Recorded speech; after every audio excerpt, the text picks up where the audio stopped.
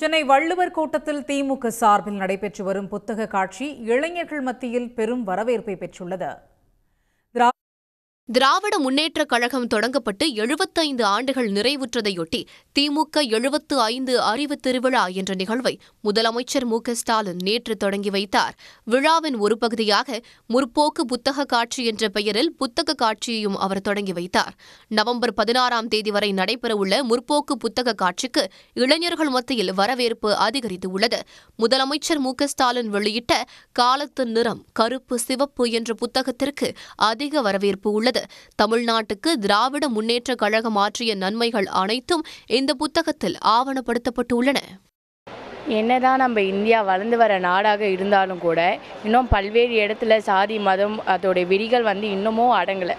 ஏன்னா எல்லா இடத்துலையும் சரி இன்னும் அந்த ஆணவ கொலைகள் எல்லாமே நடந்துட்டு தான் இருக்குது. இதை ஒரு யங்ஸ்டராக நம்மளுடைய தலைமுறையில் தான் மாற்ற முடியும். அதை மாற்றுறதுக்கு நமக்கு தேவையானது இங்கே இருக்கிறது.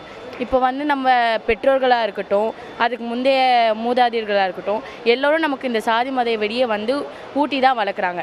அதுலேருந்து வெளியே வரணும்னா நம்ம யங்ஸ்டராக இங்கே இந்த மாதிரி பல புத்தகங்களை படிக்கும்போது தான் நமக்கு தெரியும். ஒரு கொள்கையை பிடிச்சிக்கிட்டு ஒரு தலைவரை ஏற்றுக்கிட்டாங்க அப்படின்னா நாளைக்கு இந்த சமூகம் எவ்வளவு நல்லாயிருக்கும் அப்படிங்கிறது நான் சொல்லி தெரியணுங்கிற அவசியம் கிடையாது. இன்றைக்கி நம்ம சமூகத்தில் அப்படி தான் இருக்குது. பொதுவாக நம்ம தமிழ் சமூகம் நல்லா வாசிப்பு நிறைந்த சமூகமாக தான் இருந்துச்சு. பட் இப்போ அது குறைஞ்ச மாதிரி தெரியுது. அது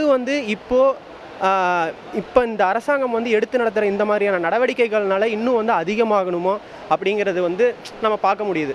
ஸோ அதனால் இந்த மாதிரியான புத்தக கண்காட்சிகள் இளைஞர்கள் குறிப்பாக தேடி எடுத்து படிக்கணும்.